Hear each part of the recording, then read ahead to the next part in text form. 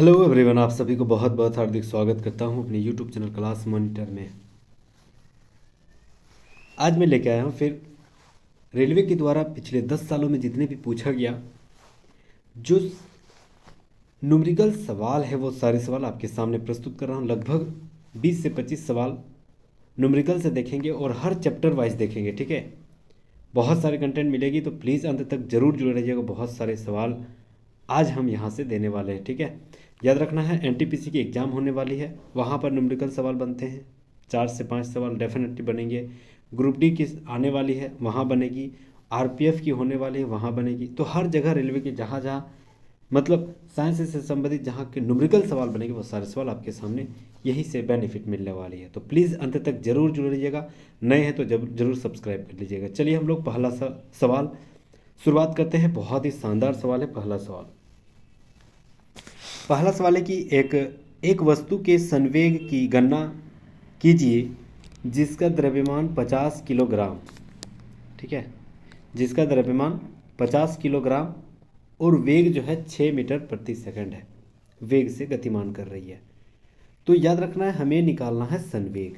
बहुत ही शानदार सवाल है। और याद रखना, ऐसी ही बेसिक नॉलेज आपको याद रखना है। एनटीपीसी हो या आरपीएफ हो या ग्रुप डी हो, रेलवे के एग्जाम में पूछे जाते हैं। ऐसे बेसिक छोटे छोटे सवाल पूछे जाते हैं और बच्चा फंस जाती है, ठीक है। तो यहाँ पर हमें रट्टा नहीं मारना है, कॉन्सेप्ट को समझना है। प्रीवियस ईयर सवाल के आधार पर हमें जो है सूत्र को और जितने भी मतलब सवाल है वो सारे सवाल देखने हैं सूत्र के आधार पे। तो बस खाली कॉन्सेप्ट देखिएगा, बहुत ही आसान है। 50 किलोग्राम हमें दे दिया है द्रव्यमान, मतलब ये क्या हो गया, m बराबर 50 किलोग्राम, ठीक है। उसके बाद वेग दे दिया 6 मीटर प्रति सेकंड, मतलब v इक्वल टू 6 मीटर प्रति सेकंड। अब हमें निकालना है संवेग यानी p मोमेंटम, ठीक है। तो संवेग इक्वल टू क्या होती है, द्रव्यमान गुना v, ठीक है। तो यह रखना, द्रव्यमान कितना है, हमें 50 मिला हुआ है, v यानी वेग कितना है, 6 मिला हुआ है। तो इसको गुना कर देंगे तो 6 5 30 और 1 0, 300, ठीक है। और हमें यहाँ पर क्या ज्ञात करनी है, 300 हो गया तो 300 क्या हो जाएगी, तो याद रखना 300 मीटर प्रति सेकंड हो जाएगी, ठीक है। याद रखना है मीटर प्रति सेकंड या 300 मीटर इंटू सेकेंड -1 ऐसे हो सकती है, ठीक है। तो यहाँ पर पी हमें संवेग निकल गया बहुत ही आसान तरीके से। तो बिल्कुल यहाँ ऑप्शन देखेंगे 300 मीटर प्रति सेकंड कौन सा वाला हो जाएगा, तो ऑप्शन नंबर यहाँ पर बी बिल्कुल राइट आंसर हो जाएगा, ठीक है। यहाँ पर बी बिल्कुल राइट आंसर हो जाएगा, बी। बहुत ही शानदार तरीके से हम लोग जान लिए, ठीक है। मोमेंटम यानी संवेग इक्वल टू एम बी, द्रव्यमान गुना वेग होती है, और उस आधार पे हमें यहाँ से निकल गया। अगर आपको ये सारे पीडीएफ के रूप में प्रोवाइड चाहिए तो प्लीज़ टेलीग्राम में लिंक है, मतलब डिस्क्रिप्शन में टेलीग्राम का लिंक है, वहाँ पर आप फॉलो कीजिएगा। ये सारे पीडीएफ वहाँ प्रोवाइड कर दी जाएगी, ठीक है। तो उम्मीद कर रहा हूँ बहुत ही शानदार तरीके से हम लोग जान लिए पी यानी संवेग इक्वल टू द्रव्यमान गुना वेग, और यहाँ से हम लोग निकाल लिए। चलिए नेक्स्ट हम लोग अगला सवाल आते हैं। अगला बहुत ही शानदार सवाल, हम लोग बेसिक सवाल आते हैं। चलिए दूसरा सवाल हम लोग आते हैं शानदार सवाल बोल रहा है कि 50 किलोग्राम द्रव्यमान की एक वस्तु 60 मीटर प्रति सेकंड के नियत की वेग से गतिमान कर रही है, तो वस्तु का संवेग क्या होगा। फिर वही सवाल दे दिया है, बेसिक नॉलेज है तो बहुत ही आसान, अभी तुरंत हम बना देंगे। P इक्वल टू एम गुना भी, P के मतलब मोमेंटम यानी संवेग। तो संवेग द्रव्यमान कितना है, 50 है, 6 और मीटर प्रति वेग कितना है, 6 हो गया, तो ये हो गया 300, 6 5 300 मीटर प्रति सेकंड, ठीक है। ये हो गया आंसर। मतलब यहाँ पर देखा जाए तो ऑप्शन नंबर बी यहाँ पर बिल्कुल राइट आंसर हो जाएगा, ठीक है। तो ऑप्शन नंबर बी यहाँ पर बहुत ही शानदार आसान तरीका है, आसान सवाल था। नेक्स्ट हम लोग आते हैं अगला सवाल। बहुत ही कंटाप सवाल है कि 3 किलोग्राम की पिस्तल। देखिए जितने भी हम सवाल लेके आए वो अलग अलग जो चैप्टर वाइज हम लेके आए, ठीक है। तो प्लीज़ जुड़े रहिएगा अंत तक। अंत में हम लोग लेंस से संबंधित जानेंगे, फ़ारेनहाइट और उसके बाद केल्विन में कैसे बदलेंगे, वो सारे सवाल इसी वीडियो में हम लेके आए हैं। तो प्लीज़ अंत तक जरूर जुड़े रहिएगा, ठीक है। पसंद आएगा तो ज़रूर सब्सक्राइब कर लीजिएगा। 3 किलोग्राम की पिस्तल से 150 मीटर प्रति सेकंड वेग के साथ 30 ग्राम की गोली जो है क्षितिज पर चलाई जा रही है, तो पिस्तल ए की प्रतिघाती वेग क्या हो जाएगा।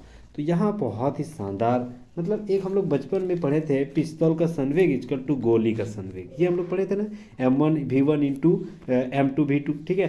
तो m1v1 is equal to m2v2, ये हम लोग बचपन से पढ़े हुए हैं। तो उसी का एक फॉर्मूला होती है प्रतिघाती वेग इक्वल टू, क्या होगा, प्रतिघाती वेग इक्वल टू क्या हो जाएगा, माइनस एम वी बटे बड़ा एम। तो यहाँ पर माइनस देखेंगे, उसके बाद एम कितना हो गया आपका, यहाँ पर एम दिया हुआ है 30 ग्राम, तो 30 ग्राम दिया हुआ है, ठीक है। 30 ग्राम सॉरी 30 केजी दिया हुआ ना, नहीं, गोली का द्रव्यमान 30 ग्राम हो गया, ठीक है। 30 ग्राम दे दिया, तो 30 ग्राम 3 किलोग्राम है, सॉरी एक्सट्रीमली सॉरी 3 किलोग्राम है। तो इसको हम लोग ग्राम में बदलेंगे तो क्या हो जाएगा, 0.03 हो जाएगा, 0.03 हो जाएगा आपका 30 ग्राम का, 30 ग्राम को बदलेंगे, ठीक है। तो यहाँ पर देखना है, सबसे पहले मैं माइनस दे दिए हैं, एम कितना हो गया, यहाँ पर एम मेरा दिया हुआ है 0.03 दे दिया गया है। उसके बाद भी दे दिया है, भी कितना है, तो भी वेग जो है 150, ठीक है। और बड़ा एम कितना था, 3 किलोग्राम, बड़ा एम मतलब पिस्तौल का वेग, सॉरी पिस्तौल का वजन, वो हो गया आपका 3 किलोग्राम, ठीक है। तो अब इसको हम सॉल्व करेंगे, तो सॉल्व करेंगे 3 5 15, यहाँ हो गया 50, काट दिए, ठीक है। तो 5 तिया 15 हो जाएगा, और एगो जीरो, लेकिन एगो जीरो मतलब दो के बाद यहाँ पॉइंट है, तो दो के बाद पॉइंट बैठ जाएगा, मतलब 1.5 मीटर प्रति सेकेंड है, ठीक है, मीटर प्रति सेकंड, 1.5 मीटर प्रति सेकंड हो जाएगा राइट आंसर। तो बिल्कुल यहाँ पर ऑप्शन नंबर सी यहाँ पर बिल्कुल राइट आंसर हो जाएगा, 1.5 मीटर प्रति सेकंड, सी यहाँ पर बिल्कुल ऑप्शन नंबर राइट आंसर हो जाएगा। चलिए नेक्स्ट हम लोग आते हैं अगला सवाल, चौथा नंबर सवाल देखते हैं, बहुत ही आसान है। वही सवाल कर दिया है कि 2 किलोग्राम की एक पिस्टल 150 मीटर प्रति सेकंड वेग से 30 ग्राम की एक क्षितिज की ओर चला रही है, तो पिस्टल का वेग क्या हो जाएगा। तो बचपन वाले हम लोग शुरुआत से पढ़ चुके हैं, m1 into v1 is equal to m2 is equal to v2, ये तो हम लोग बचपन से पढ़ चुके हैं। तो m1 यहाँ मेरा क्या दे दिया है, 2 किलोग्राम, इंटू v1 मेरा क्या दे दिया, 2 किलोग्राम, पिस्तल वाला वेग तो नहीं पता, वही तो निकालना है प्रतिघाती वेग, इजिकल टू m2 यहाँ मेरा कितना दे दिया है, तो m2 मेरा दे दिया है मतलब गोली का वेग, तो 150 हो गया, गोली का द्रव्यमान, ठीक है, 150, ठीक है, मतलब 30 ग्राम, और ये हो गया आपका, ये v2 हो गया। और यहाँ पर अच्छा इसको मिठाई देते हैं,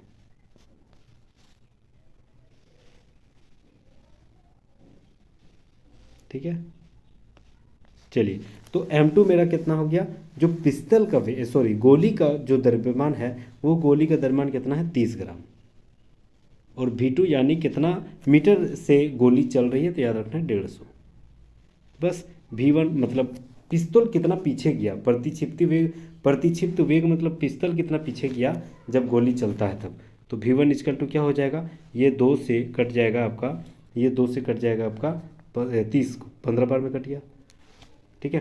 तो 15 बार में ये जब कट गया, तो अच्छा यहाँ पर हमें एक चीज़ ध्यान देना है, ये 30 जो ग्राम है ना, इसको किलोग्राम में बदलना है, तो 1000 से भाग देना पड़ेगा, क्योंकि ये किलोग्राम में था, ये भी तो किलोग्राम में करना है, तो 1000 से भाग देना पड़ेगा, ठीक है। तो यहाँ पर याद रखना है, अब हम यहाँ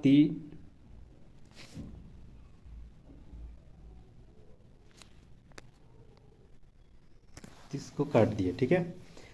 अब यहाँ गुना करना है, तो 15 गुना 15 कितना हो गया, 225, और एगो जीरो, और नीचे 1000 से भाग देना है, तो 1 0 1 0 कट गया, ये 2 के बाद पॉइंट बैठ जाएगा, तो 2.25, ठीक है, 2.25 मीटर प्रति सेकेंड, ठीक है। तो बिल्कुल ऑप्शन नंबर ए यहाँ पर राइट आंसर हो जाएगा, 2.25 मीटर सेकेंड, ठीक है। चलिए नेक्स्ट हम लोग आते हैं अगला सवाल, शानदार सवाल, 5वां नंबर सवाल, ठीक है। 5वां नंबर सवाल हम लोग देखते हैं कि एक चालक समान गति से अपनी कार चलाता है और 60 सेकेंड में 288 मीटर की दूरी तय करता है, गति याद करना है। बहुत ही आसान सवाल है, यह बहुत ही कंटाप सवाल ऐसे बनते हैं। सबसे पहले हम लोग बचपन से पढ़ चुके हैं, दूरी बराबर चाल गुना समय। ये तो सबको याद होगा, दूरी बराबर चाल गुना समय। दूरी मेरा कितना दे दिया 288 मीटर। चाल मेरा कितना दे दिया नहीं पता, मतलब इसको x मान लेते हैं, इसी को निकालना है। समय कितना दे दिया 60 सेकेंड। जब ये मीटर में रहेगा तो ये सेकंड में रहेगा, मतलब दोनों सुटेबल है।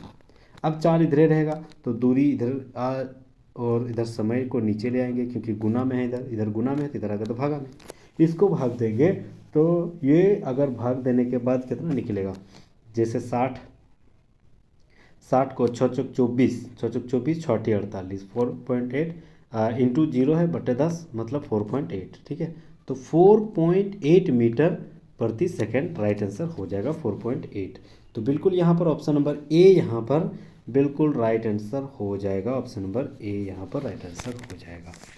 ठीक है, उम्मीद कर रहा हूँ कि बहुत सारे आसान तरीके से सवाल हम लोग देख रहे हैं, और ये सारे जो है ना, ये सारे एकदम फाड़ू सवाल है, फाड़ू। ठीक है, एकदम खाली ध्यान से अगर देखिएगा तो बहुत सारे कंटेंट यहाँ से आपको मिलेगी। नेक्स्ट हम लोग आते हैं अगला सवाल। सवाल बहुत ही शानदार है कि यदि 10 किलोग्राम द्रव्यमान की किसी वस्तु पर 20 न्यूटन पर बल लग रहा है तो त्वरण ज्ञात करना है। ठीक है, सबसे पहले हमको देखना है कि 10 किलोग्राम द्रव्यमान वो क्या है, वो m है, मतलब m बराबर कितना दे दिया 10 किलोग्राम। ठीक है, m बराबर मेरा 10 किलोग्राम दे दिया है। ठीक है, उसके बाद 20 न्यूटन, न्यूटन मतलब फोर्स, यानी फोर्स F बराबर कितना दे दिया 20 न्यूटन। निकालना क्या है, A बराबर वॉट, A बराबर वॉट। तो हम लोग बचपन से पढ़े हैं F यानी फोर्स बराबर M यानी द्रव्यमान इंटू A यानी एक्सेलरेशन त्वरण, F इक्वल टू ma। ये फॉर्मूला तो सबको याद होगा। तो F हमें कितना दे दिया है, यहाँ पर F दे दिया 20, M कितना है मेरा, तो यह रखना है M मेरा है 10 और A हमको निकालना है। तो A इधर ही रहेगा, 20 इधर है और 10 इधर गुना में है तो इधर आ जाएगा तो भागा में। तो ये जीरो कट जाएगा तो A इक्वल टू कितना हो जाएगा 2 मीटर प्रति सेकंड। ठीक है, तो बिल्कुल यहाँ पर देखते हैं ऑप्शन कौन वाला है, ऑप्शन नंबर डी यहाँ पर बिल्कुल राइट आंसर हो जाएगा। 2 मीटर प्रति सेकंड यहाँ पर राइट आंसर हो जाएगा। चलिए नेक्स्ट हम लोग आते हैं अगला सवाल, बहुत ही शानदार ज़बरदस्त। एक कार का वेग 10 सेकंड में 18 किलोमीटर प्रति घंटा से 72 किलोमीटर प्रति घंटा के समान रूप से बढ़ जाती है, तो त्वरण ज्ञात करना है। अच्छा, त्वरण A equal to V minus U बटे टी, ये तो हम लोग बचपन से पढ़े हुए शुरुआत से ही। ठीक है, A equal to V minus U बटे टी, ये तो हम लोग शुरुआत से पढ़ चुके हैं। वी कितना है, मतलब अंतिम वेग कितना है, तो अंतिम वेग मेरा है 72 माइनस यू मतलब शुरुआती जो स्पीड है वो मेरा कितना है, तो 18 है, बट टाइम कितना है 10 सेकेंड। क्या ये सही है, बिल्कुल सही नहीं है। अभी एक चीज़ बदलना होगा, क्या, यहाँ पर किलोमीटर प्रति घंटा में है और ये सेकंड में है, जबकि किलोमीटर प्रति घंटा में हमेशा टाइम घंटा में होना चाहिए, जबकि सेकंड में दे दिया। तो क्यों ना किलोमीटर को हम लोग मीटर प्रति सेकंड में कर दें, मतलब इसी को हम लोग छोटा कर देते। तो इसको छोटा करने के लिए 5/18 से गुना करना पड़ेगा। ठीक है, ये तो हम लोग जानते हैं। चलिए, तो 72 में 18 घटाएंगे तो कितना हो जाएगा, लगभग 54, लगभग क्या 54 ही होगा। तो 54 गुना 5 बटे 10 गुना क्या हो जाएगा 18। ठीक है, तो ये 18 बार में 3 बार में कट जाएगा 54, 18 3 54, ये कट जाएगा आपका 5 दूनी 10, मतलब कितना हुआ आपका, तो ये रखना, ये हो गया आपका 3/2 यानी डेढ़ क्या हो जाएगा मीटर, डेढ़ हो जाएगा आपका मीटर प्रति सेकंड, मीटर प्रति सेकंड स्क्वायर। ठीक है, मीटर प्रति सेकंड स्क्वायर हो जाएगा। चलिए, तो यहाँ पर देखते हैं मीटर इंटू सेकंड स्क्वायर, ये हो जाएगा। तो बिल्कुल डेढ़ कहाँ है, ऑप्शन नंबर ए यहाँ पर बिल्कुल राइट आंसर हो जाएगा। ए ऑप्शन नंबर बिल्कुल यहाँ पर राइट आंसर हो जाएगा। चलिए नेक्स्ट हम लोग आते हैं 7 नंबर सवाल हम लोग आगे बढ़ते हैं, कारवां बढ़ते गया और जुड़ाव होते गया है। बहुत ही शानदार सवाल लेके आया हूँ। एक कार का वेग 5 सेकंड में 18 किलोमीटर से चल रही थी, 5 सेकंड में अचानक जो है 36 किलोमीटर प्रति घंटा हो गया, उसका त्वरण तो निकलेगा ना, तो त्वरण क्या हो जाएगा।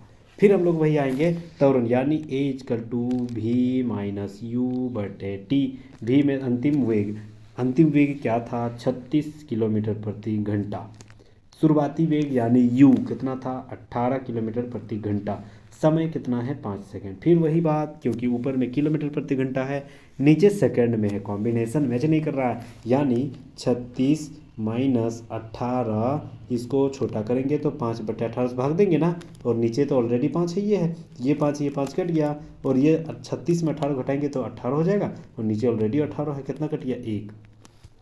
ठीक है, तो 1 मीटर सेकंड स्क्वायर ये राइट आंसर हो जाएगा। ठीक है, 1 मीटर सेकंड स्क्वायर हो जाएगा। तो बिल्कुल यहाँ पर ऑप्शन नंबर बी यहाँ पर बिल्कुल राइट आंसर हो जाएगा। उम्मीद कर रहा हूँ कि जितने भी शानदार सवाल बता रहे हैं ये सारे सवाल जो है आपके जहन में जा रहा होगा, और कहीं ना कहीं आप अगर रेलवे की तैयारी कर रहे हैं, एसएससी की तैयारी कर रहे हैं, तो एकदम डेफिनेटली दिल में हाथ रख के ज़रूर सोचिएगा कि ये सवाल हमें ज़रूर बेनिफिट मिलने वाली है। तो प्लीज़ हमारी मेहनत के आधार पर ज़रूर सब्सक्राइब कर लीजिएगा। चलिए अगला सवाल आते हैं, 9 नंबर सवाल। स्थिर अवस्था से आरंभ करने पर सुनील की कार 10 सेकंड में 20 मीटर प्रति सेकंड वेग प्राप्त कर लेती है, तो त्वरण ज्ञात करना है। देखिए सवाल थोड़ा चेंजेस हो गई है।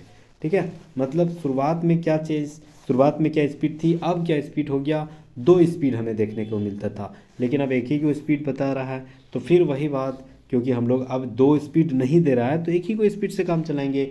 A=V/T, तो V कितना है 20 और T कितना है 10, यानी 2 मीटर सेकंड स्क्वायर हो जाएगा आपका। ठीक है, तो बिल्कुल 2 मीटर प्रति सेकंड स्क्वायर हो जाएगी।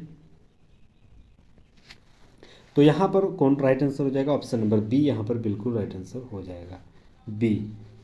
ठीक है, नेक्स्ट हम लोग आते हैं अगला सवाल 10 नंबर। टोटल लगभग 25 सवाल लेके आया हूँ, जुड़े रहिएगा अंत तक जरूर, समय बहुत कम है, एग्जाम होने वाली है।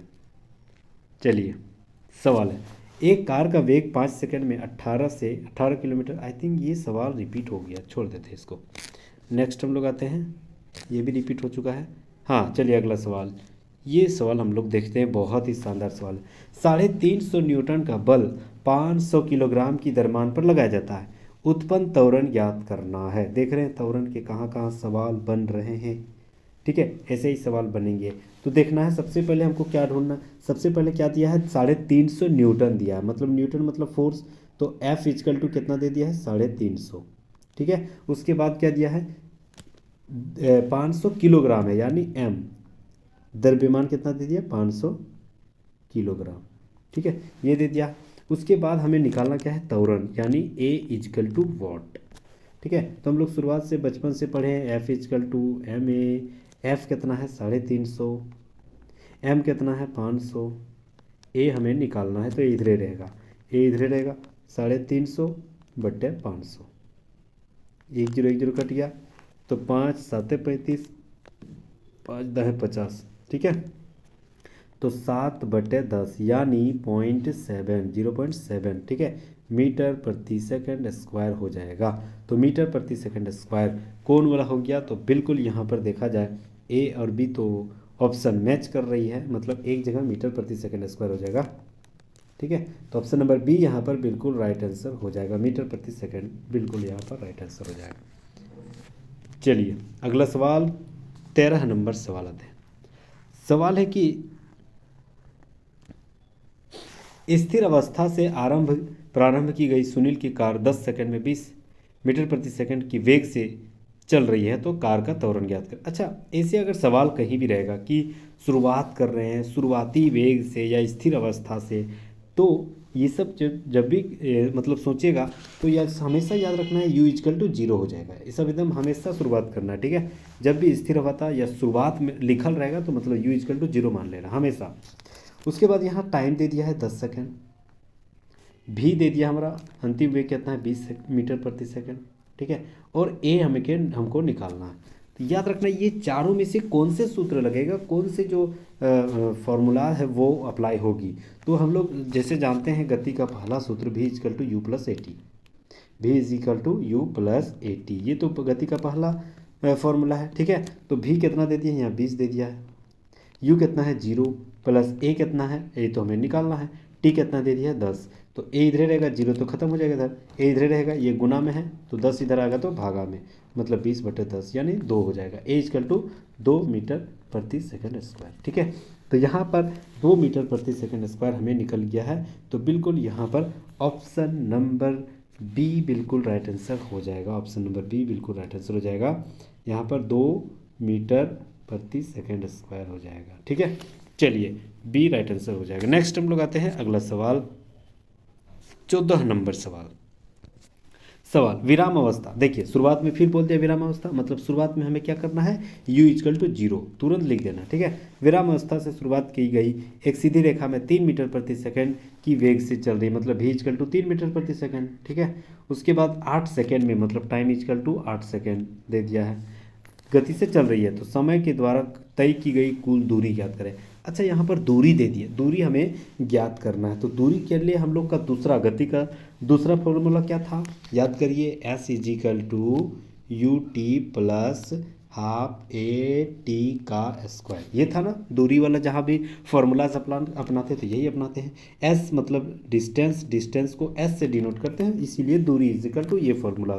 यू मतलब जीरो, तो यू को टी से गुना करेंगे तो वो भी जीरो हो जाएगा, तो उसको छोड़ ही देते हैं। ये जहाँ यू इक्वल टू जीरो, तो इसको नहीं भी लिखना है।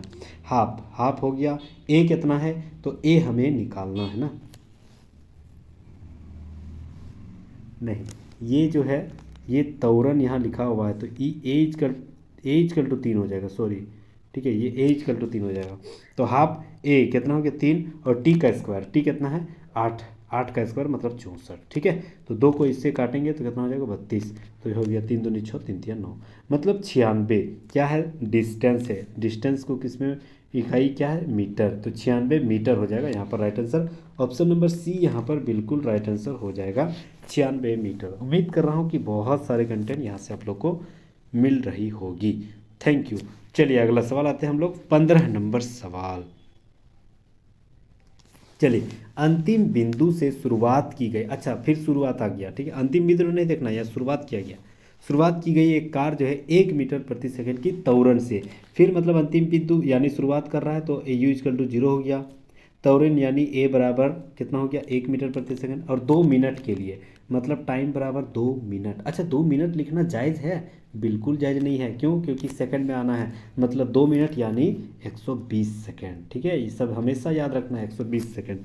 कार द्वारा तय की गई गति क्या हो जाएगा, तो फिर हम लोग लिखते हैं, ये से यू हो गया, टी हो गया, और यहाँ पर हमें निकालना है क्या, तो भी निकालना है, तो भी इजकल टू, मतलब भी इजकल टू गति का पहला नियम, v is equal to u plus a t, यही होती है।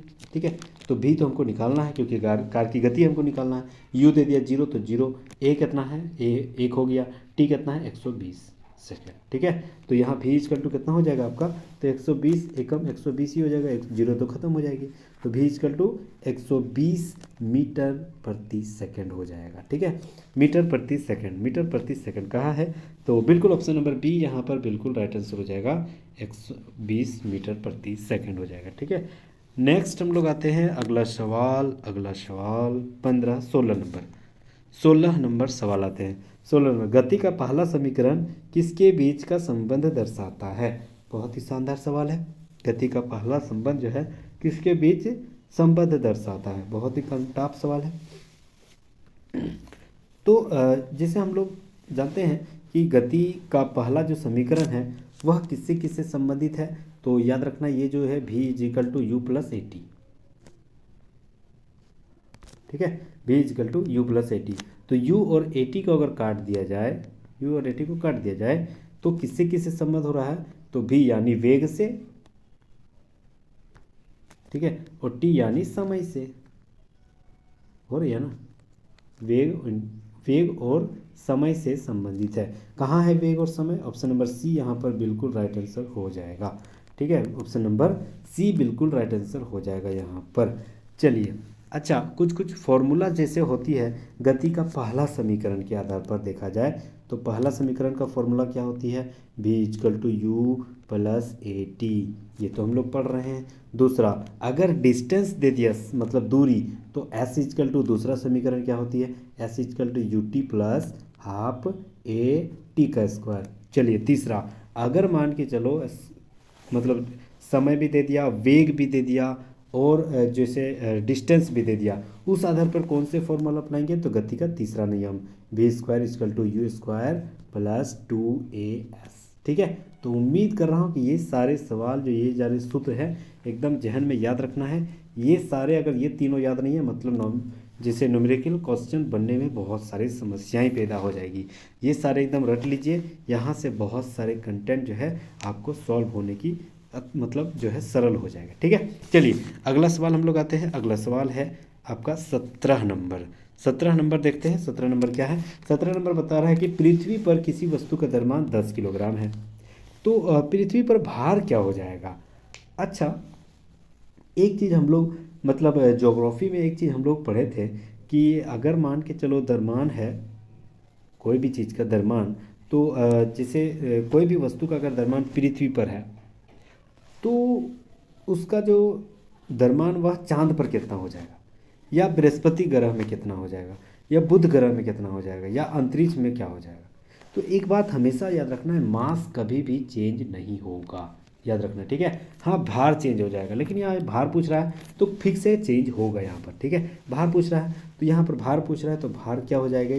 तो एक सूत्र हमेशा याद रखना है, और ये सूत्र क्या है? तो यह सूत्र है भार बराबर भार यानी डब्ल्यू वेट इक्वल टू क्या होती है, याद रखना है, द्रव्यमान गुना गुरुत्वीय त्वरण। ठीक है, गुरुत्वीय त्वरण होती है। ये सूत्र एकदम जहन में याद होनी चाहिए। ठीक है, चलिए गुरुत्वीय त्वरण इंटू द्रव्यमान इक्वल टू भार। ठीक है, अब यहाँ पर हमें भार निकालने बोल रहा है, तो भार इधरे भार हो गया, एक्स इक्वल टू द्रव्यमान कितना है, द्रव्यमान मेरा है 10 किलोग्राम। गुरुत्वीय त्वरण का मान कितना होता है, बचपन से पढ़े हैं 9.8, ये तो हम लोग जानते हैं, होती है ना 9.8। तो इसको गुना करेंगे तो कितना हो जाएगा 980। एगो बात पॉइंट बैठेगा मतलब जीरो खत्म, कितना हो गया डायरेक्ट 98। ठीक है, अच्छा भार का SI मात्रक क्या होती है, न्यूटन, तो 98 न्यूटन यहाँ पर राइट आंसर हो जाएगा।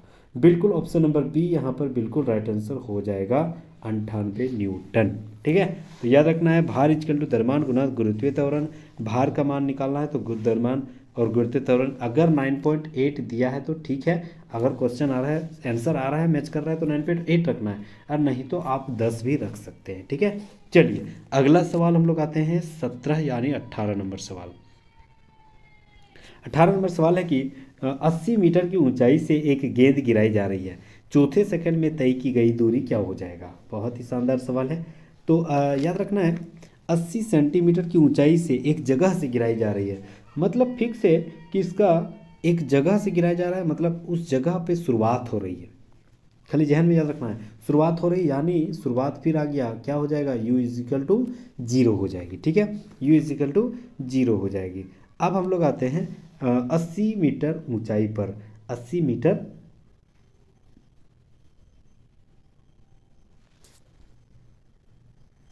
दिया गया ऊंचाई पर, तो यहाँ पर एक फॉर्मूला हमें पुट करनी है। फॉर्मूला कैसा हो जाएगा, तो u मतलब दूरी इजकल टू क्या हो जाएगा, u प्लस हाफ g/2t-1। ठीक है, ऐसे फॉर्मूले यहाँ पर लागू होगी।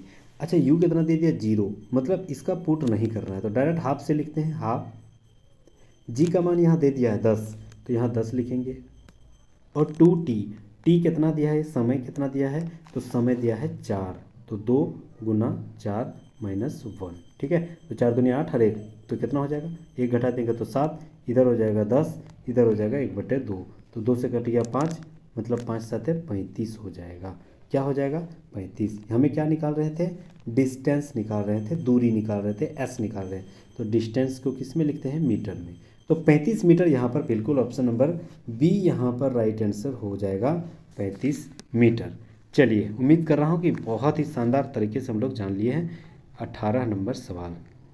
अगला सवाल है 19 नंबर सवाल। 19 नंबर सवाल देखते हैं, पृथ्वी पर किसी वस्तु का भार 200 न्यूटन है और द्रव्यमान 20 kg, तो त्वरण ज्ञात करना है। बहुत ही आसान क्वेश्चन है। फिर हम लोग वहीं पढ़ेंगे। सबसे पहले क्या दे दिया, भार न्यूटन, भार दे दिया है 200 न्यूटन, और द्रव्यमान यानी m दे दिया 20 kg। तो हम लोग शुरुआत में फिर अभी 2 क्वेश्चन पहले पढ़े थे ना, भार, तो भार क्या बराबर, भार बराबर क्या होती है, भार बराबर वेट, भार बराबर यानी वेट बराबर द्रव्यमान गुना गुरुत्वीय त्वरण, ये तो हम लोग अभी पढ़ लिए थे। द्रव्यमान कितना है मेरा, भार कितना है, तो भार मेरा तो 200 न्यूटन है। द्रव्यमान कितना है मेरा, द्रव्यमान मेरा 20 kg है। गुरुत्वीय त्वरण क्या है नहीं पता, तो ए रख देते हैं यहाँ पर। ए को इधर ही रखेंगे, इधर हो गया 200 और ये गुना में है, इधर आएगा तो भागन आ जाएगा। ठीक है, बराबर की साइड, तो 1 0 कट गया, ये 2 दाएँ 20, तो कितना हो गया 10 स्क्वायर, यानी मीटर प्रति सेकंड स्क्वायर, क्योंकि त्वरण का सही मात्रक होता है। ठीक है, तो बिल्कुल यहाँ पर देखा जाए तो ऑप्शन नंबर बी यहाँ पर बिल्कुल राइट आंसर हो जाएगा। ठीक है, 10 मीटर प्रति सेकंड स्क्वायर, बी यहाँ पर बिल्कुल राइट आंसर हो जाएगा। चलिए अगला सवाल आते हैं, 20 नंबर सवाल, और 4-5 सवाल है, अंत तक जरूर जुड़े रहिएगा। 20 नंबर सवाल, चंद्रमा पर किसी वस्तु का भार पृथ्वी पर इसके भार का कितना गुना है। ये सवाल बहुत ही शानदार सवाल है, बहुत ज़्यादा बार ये सवाल पूछे गए, बहुत ज़्यादा बार। ठीक है, तो ये जो है ना एकदम बेसिक नॉलेज है, लेकिन बहुत ज़्यादा बार पूछा गया है। ठीक है, तो याद रखना है चंद्रमा पर जो पृथ्वी का भार है ना, पृथ्वी का जो वस्तु पर भार है वो चंद्रमा का 1/6 होता है, हमेशा 1/6 गुना होती है, हमेशा एकदम याद रखना है। ठीक है, चंद्रमा का भार बराबर पृथ्वी का भार इंटू 1/6, ये हमेशा याद रखना है। तो बिल्कुल ऑप्शन नंबर ए यहाँ पर बिल्कुल राइट आंसर हो जाएगा। देख रहे हैं ग्रुप डी में पूछा गया सवाल है। चलिए अगला सवाल हम लोग आते हैं। अगला सवाल है कि 21 नंबर सवाल, एक वस्तु का भार पृथ्वी पर 6000 न्यूटन है, चांद की सतह पर इसका भार क्या हो जाएगा। देख रहे कितना कितना पूछ रहा है ये सवाल, बहुत ज़्यादा बार पूछा गया। पृथ्वी पर भार जो है वह 6000 न्यूटन है, तो चांद पर क्या हो जाएगा। अभी हम लोग पढ़े थे कि चांद पर भार बराबर पृथ्वी का भार इंटू 1/6, ये तो हम लोग अभी पढ़े। पृथ्वी का भार कितना है 6000, इंटू 1/6 से भाग देंगे तो 6 से 6 एकम 6, यानी 1000। ठीक है, 1000 क्या हो जाएगा, भार निकाल रहे हैं तो भार कैसा है मात्रक न्यूटन, तो 1000 न्यूटन यहाँ पर बिल्कुल ऑप्शन नंबर डी यहाँ पर राइट आंसर हो जाएगा, 1000 न्यूटन। ठीक है, चलिए अगला सवाल हम लोग आते हैं 22 नंबर सवाल। ये सारी जो है ना पीडीएफ आपको प्रोवाइड कर दी जाएगी। आप पीडीएफ लेना चाहते हैं तो प्लीज़ डिस्क्रिप्शन में जाके टेलीग्राम में फॉलो कीजिएगा, वहाँ कल तक प्रोवाइड कर दिया जाएगा। अगला सवाल है कि एक अल्कोहल का क्वथनांक 78 डिग्री सेल्सियस है, केल्विन पैमाने पर तापमान क्या हो जाएगा। बहुत ही शानदार, बहुत ही कंटाप सवाल, एएलपी टेक्नीशियन में पूछा गया सवाल है, बहुत ही शानदार सवाल है। ठीक है, यहाँ से हम लोग दो सवाल भी देखेंगे। देखिए सबसे पहले हम लोग जानते हैं क्वथनांक हमें दे दिया है अल्कोहल का 78 डिग्री सेल्सियस, यानी सी बराबर दे दिया है 78 डिग्री, हमें निकालना है के बराबर वॉट। ठीक है, के बराबर वॉट। अच्छा, के बराबर एकदम सिंपल फॉर्मूला याद रखना है, के बराबर सी प्लस 273, ये हमेशा याद रखना है, एकदम रट लेना ये वाला। ठीक है, एकदम रट लेना है। ठीक है, तो सी के बराबर सी प्लस 273 हो जाएगा। ठीक है, अच्छा तो के हमें निकालना है, तो सी कितना दे दिया है, सी दे दिया है 78 प्लस 273, तो छोड़ देना हमको 8 और 3 11 का 1 हाथ में बचा 1, 7 7 14 और 1 15 का 5 हाथ में बचा 1 2 और 1 3, मतलब 351 क्या हो जाएगा, हमको केल्विन निकाल रहे हैं तो के हो जाएगा। तो बिल्कुल यहाँ पर देखते हैं ऑप्शन कहाँ है, 351, ऑप्शन नंबर डी यहाँ पर बिल्कुल राइट आंसर हो जाएगा। ठीक है, ऑप्शन नंबर डी यहाँ पर बिल्कुल राइट आंसर हो जाएगा। चलिए नेक्स्ट हम लोग आते हैं अगला सवाल। अच्छा, अगर यहाँ पर केल्विन और जो फ़ारेनहाइट है उससे संबंधित अगर सवाल पूछ दिया जाता तब क्या करेंगे, ऐसे सवाल तो बनने की चांसेस है। ठीक है, तो याद रखना है केल्विन और फ़ारेनहाइट अगर दे दिया जाए तो उससे संबंधित एक सूत्र हम बता देते हैं, वो संबंधित सूत्र हम एकदम जहन में याद रखना है। वो सवाल हम भूल गए लाने के लिए, हालांकि कभी टाइम मिलेगा तो फिर वो सवाल ले आएंगे। ठीक है, तो अगर केल्विन यानी सेल्सियस और जो आपका फ़ारेनहाइट है उससे संबंधित सवाल रहेगा तो ये सूत्र आप लिख लेना। ठीक है, C/5 बराबर फ़ारेनहाइट माइनस 32/9। ठीक है, ये जो है सेल्सियस और फ़ारेनहाइट से संबंधित है, ये एकदम जहन में बिठा लेना है, फ़ारेनहाइट माइनस 32/9।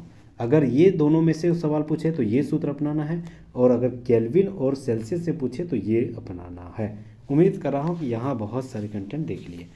चलिए नेक्स्ट हम लोग आते हैं 24 नंबर सवाल, 23 हो जाएगा, 24 मतलब टाइपिंग में मिस्टेक हो गया। 23 नंबर सवाल, एक ध्वनि स्रोत 400 हर्ट्ज आवृत्ति और 2.5 मीटर तरंगदैर्घ्य की तरंगें भेजती है, तो ध्वनि तरंगों की चाल क्या हो जाएगा। शानदार सवाल है। तो ये से सवाल जो है डेफिनेटली बनते हैं। तो याद रखना है, सबसे पहले हमें बता रहा है, टाइम दे दिया है, ठीक है, टाइम दे दिया कितना, 2.5 मीटर तरंगदैर्घ्य से भेजता है, तरंगदैर्घ्य दे दिया, और तरंग की जो आवृत्ति है वो हो गया आपका 400 हर्ट्ज आवृत्ति दे दिया, ठीक है। तो हमें देखिए, शुरुआत से हम लोग पढ़े हुए हैं, जानते हैं सवाल क्या बनता है कि तरंग की आवृत्ति बराबर क्या हो जाएगी। तो यह रखना है, तरंग की आवृत्ति यानी एन, स्मॉल एन, एन बराबर क्या हो जाएगा, 1/तरंगदैर्घ्य हो जाएगा, ठीक है, 1/तरंगदैर्घ्य हो जाएगा, 1/तरंगदैर्घ्य हो जाएगा। तो यहाँ पर देखना है 1/तरंगदैर्घ्य हो जाएगा, 2.5 मीटर तरंगदैर्घ्य की तरंगे भेजती है। अच्छा, चाल, ध्वनि की चाल हमें निकालना है ना, अच्छा सॉरी, यहाँ पर ध्वनि की चाल हमें निकालना है, एक्सट्रीमली सॉरी, यहाँ पर ध्वनि का चाल निकालना है, तो इसको हटा देते हैं, ठीक है। चलिए, तो फिर हम लोग देखना है आवृत्ति बराबर 1/t हो जाएगा, ध्वनि की चाल, ठीक है। तो यहाँ पर देखना है हमें कितना दे दिया, आवृत्ति बराबर हमें दे दिया है 400 हर्ट्ज, 400 हर्ट्ज दे दिया है।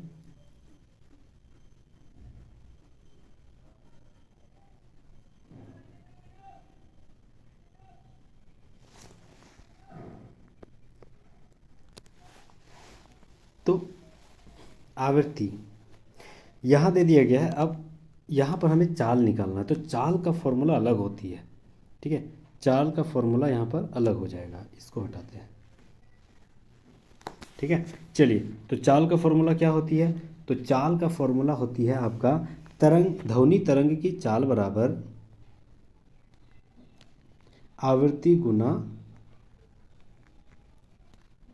आवर्तकाल, ये सब एकदम रट लेना है, ठीक है, ठीक है। ध्वनि चाल बराबर आवृत्ति गुना आवर्तकाल, यानी आवृत्ति को कैसे लिखते हैं, आवृत्ति को लिखते हैं छोटा एन से, आवर्तकाल को लैम्ब्डा से लिखते हैं। तो यहाँ पर आवृत्ति कितना दिया है, आवृत्ति हमको दिया है 400 हर्ट्ज, और आवर्तकाल कितना दिया है, 2.5 मीटर, ठीक है। 2.5 मतलब पॉइंट यहाँ हटा देंगे तो एक हो जीरो घट जाएगा, ठीक है। अब 1 0 कट गया, तो 25 चौक 100 हो गया, और एक जीरो बढ़ गया था, मतलब 1000, चाल बराबर दूरी बटे समय, मतलब दूरी का मीटर बटे समय का सेकंड, मतलब मीटर प्रति सेकंड, 1000 मीटर प्रति सेकंड यहाँ पर राइट आंसर हो जाएगा।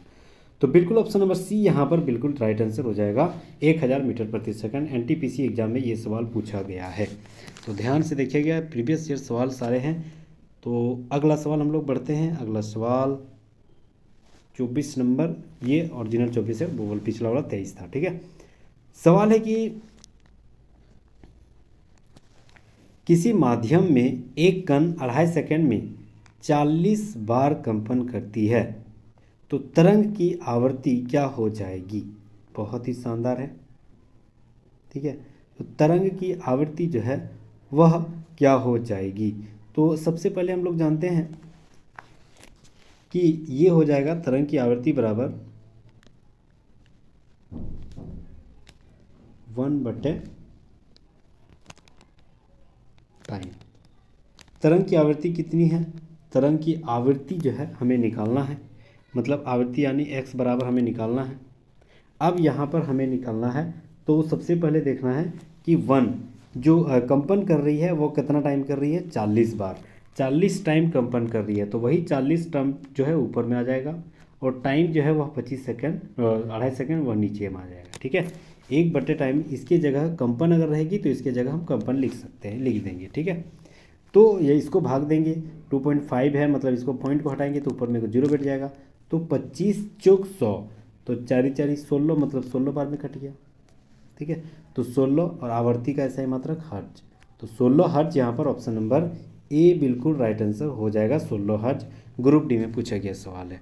नेक्स्ट हम लोग आते हैं और आज के इस क्लास का अंतिम सवाल, बहुत ही शानदार सवाल है कि 40 सेंटीमीटर फोकस दूरी वाले उत्तल दर्पण से वस्तु को कितनी दूरी पर रखा जाए कि प्रतिबिंब जो है 8 सेंटीमीटर की दूरी पर बन जाए। बहुत ही शानदार सवाल है। सबसे पहले है 40 सेंटीमीटर फोकस दूरी, मतलब f बराबर हो गया आपका 40 सेंटीमीटर, ठीक है। तो f बराबर 40 सेंटीमीटर हो गया। उसके बाद v यानी प्रतिबिंब की दूरी हो गया आपका 8 सेंटीमीटर, ठीक है। प्रतिबिंब की दूरी हो गया आपका 8 सेंटीमीटर।